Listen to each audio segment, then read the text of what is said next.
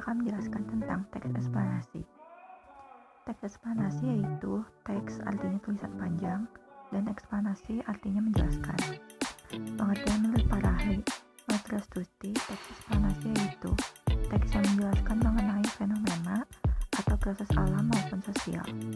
Menurut Mahsun, teks yang disusun dengan struktur yang terdiri atas bagian yang memperlihatkan pernyataan umum atau pembuka, urutan penjelas dan interpretasi.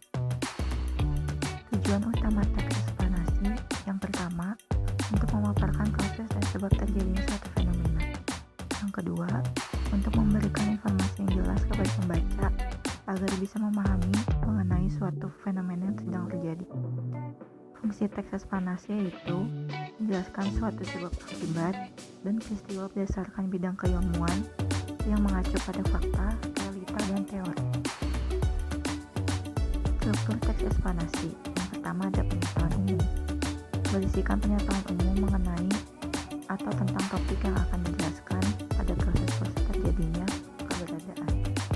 Yang kedua, urutan sebab akibat.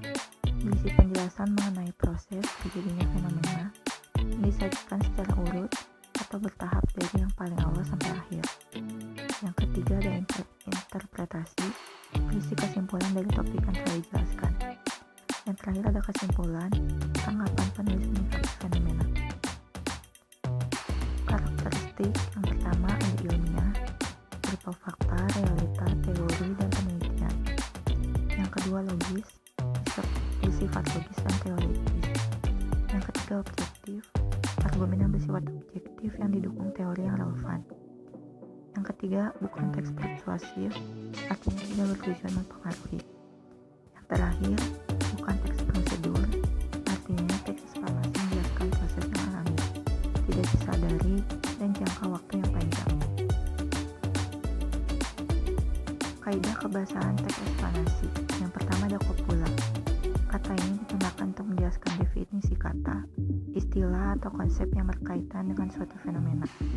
Misalnya, merupakan dalam kalimat Indonesia merupakan negara kepulauan.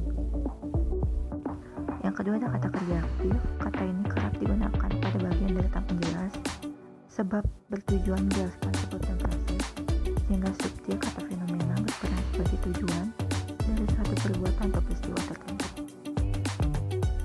Yang ketiga ada konjungsi. Konjungsi yang digunakan menjelaskan hubungan sebab akibat dan hubungan kronologi terjadinya suatu fenomena.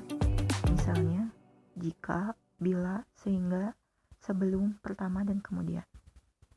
Selanjutnya adalah keterangan waktu. Kata ini digunakan untuk menjelaskan waktu terjadinya suatu fenomena. Selanjutnya ada istilah ilmiah.